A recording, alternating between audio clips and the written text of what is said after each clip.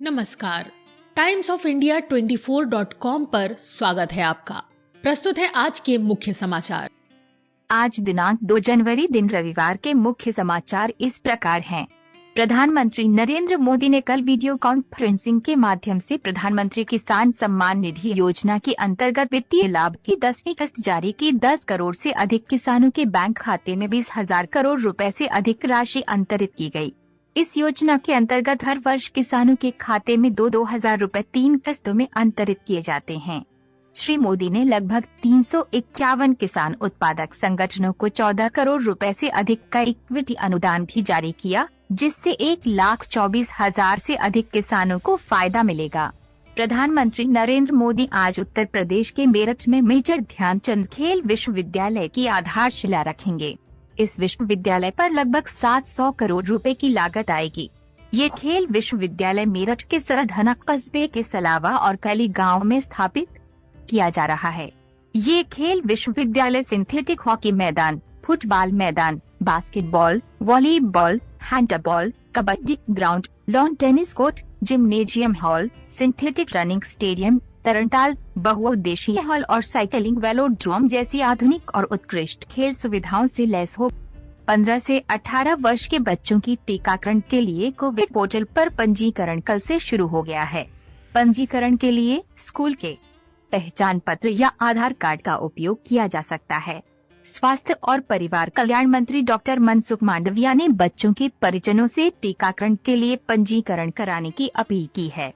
श्री मांडविया ने ट्विटर पर कहा कि अगर बच्चे सुरक्षित हैं, तो देश का भविष्य भी सुरक्षित है। देश में अब तक 1,431 मरीजों में कोरोना के नए वेरिएंट ओमिक्रॉन की पुष्टि हुई है। इनमें से 488 मरीज स्वस्थ हो चुके हैं। महाराष्ट्र में सबसे अधिक 351 मरीजों का पता चला है। 23 राज्यों और केंद्र शासित प्रदेशों में ओमिक्रॉन संक्रमण के मरीज मिले हैं। स्वास्थ्य और परिवार कल्याण मंत्रालय ने कहा है कि राष्ट्रव्यापी टीकाकरण अभियान के तहत देश में अब तक 145 करोड़ 16 लाख से अधिक कोविड रोधी टीके लगाए जा चुके हैं। पिछले 24 घंटों में 58,11,000 से अधिक टीके लगाए गए और इस दौरान 949 मरीज संक्रमण से ठीक हुए। संक्रमण से स्वस्थ होने की राष्ट्रीय दर 98.32% हो गई है। कोविड महामारी से अब तक 3,42,75,000 मरीज स्वस्थ हो चुके हैं। पिछले 24 घंटों में 22,775 नए मरीजों में संक्रमण की पुष्टि हुई। स्वास्थ्य मंत्रालय ने कहा है कि अब तक 67 करोड़ 89 लाख नमूनों की जांच की जा चुकी। केंद्र शासित प्रदेश जम्मू कश्मीर में कटरा के निकट माता वैष्णो देवी भवन में कल सुबह हुई भगदड़ में 12 लोगों की मृत्यु हो गई और 16 घायल हुए। पुलिस महानिदेशक दिलबाग सिंह ने बताया कि ये घटना कल तड़के 2:45 पर हुई। अस्पताल में दाखिल 16 घायलों में से 9 को उपचार के बाद छुट्टी दे दी गई और डॉक्टर 7 घायलों का इलाज कर रहे हैं। कल की भगदड़ की घटना के उच्च स्तरीय जांच के आदेश दिए गए हैं। जांच समिति की अध्यक्षता गृह विभाग के प्रधान सचिव करेंगे, जबकि जम्मू के अपर पुलिस महानिदेशक और मंडल आयुक्त इस समिति के अध्यक्ष होंगे। राष्ट्रपति रामनाथ कोविंद, उपराष्ट्रपति एम वेंकैया नायडू और प्रधानमंत्री नरेंद्र मोदी ने माता वैष्णो देवी भवन पर हुई दर्दनाक घटना पर शोक व्यक्त किया है। प्रधानमंत्री राहत कोष से मृतकों के निकट संबंधियों को 2-2 लाख रुपए की अनुग्रह राशि दी जाएगी। घायलों को 50-50 हजार रुपए की सहायता दी जाएगी। शिक्षा मंत्री धर्मेंद्र प्रधान ने 100 दिन के राष्ट्रव्यापी पठन अभियान पढ़े भारत का कल शुभारंभ किया। ये अभियान राष्ट्रीय शिक्षा नीति 2020 के अनुरूप है, जो बच्चों में आनंदपूर्ण पठन संस्कृति को बढ़ावा देने पर बल देती है। इसके लिए समुचित आयु वर्ग के बच्चों के पढ़ने के लिए उनकी मातृभाषा, क्षेत्रीय और स्थानीय भाषाओं में पुस्तकों की उपलब्धता सुनिश्चित की जाए। केंद्र शासित प्रदेश जम्मू कश्मीर के कुपवाड़ा जिले के जुमागुंड इलाके में कल सुरक्षा बलों के साथ मुठभेड़ में एक आतंकवादी मारा गया। पुलिस प्रवक्ता के अनुसार कल शाम शुरू हुई मुठभेड़ अंतिम खबर मिलने तक जारी थी।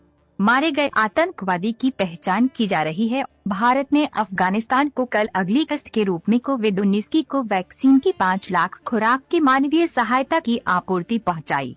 इसे काबुल के इंदिरा गांधी अस्पताल को सौंपा गया। विदेश मंत्रालय ने कहा है कि 5 लाख खुराक की अगली किस्त की आपूर्ति आने वाले सप्ताह में की जाएगी। वित्त मंत्रालय ने बताया है कि 31 दिसंबर 2021 तक आयकर विभाग के नए फाइलिंग पोर्टल पर करीब 5,89,00,000 आयकर रिटर्न भरेगी। मंत्रालय के अनुसार वर्ष के अंतिम दिन कल 46 लाख ITR फाइल की गई। वस्तु और सेवा कर GST का राजस्व संग्रह दिसंबर 2021 में 1,29,000 करोड़ रुपए से अधिक हुआ। दिसंबर 2021 का राजस्व पिछले वर्ष की इसी अवधि के GST राजस्व से 13% अधिक है। केंद्र शासित प्रदेश जम्मू कश्मीर में कल शाम 5.1 तीव्रता का भूकंप आया। भूकंप से अभी तक किसी भी तरह के जानमाल के नुकसान की खबर नहीं। मौसम, सबसे पहले देश के 4 महानगरों के मौसम का हाल। राष्ट्रीय राजधानी दिल्ली और कोलकाता में हल्का कोहरा छाया रहेगा। मुंबई में आमतौर पर आसमान साफ रहेगा। चेन्नई में बादल छाए रहने के साथ हल्की वर्षा का अनुमान है। उत्तर भारत में श्रीनगर और जम्मू में आंशिक रूप से बादल छाए रहेंगे। गिलगित और मुजफ्फराबाद में आमतौर पर बादल छाए रहेंगे। गरज के साथ वर्षा का अनुमान है।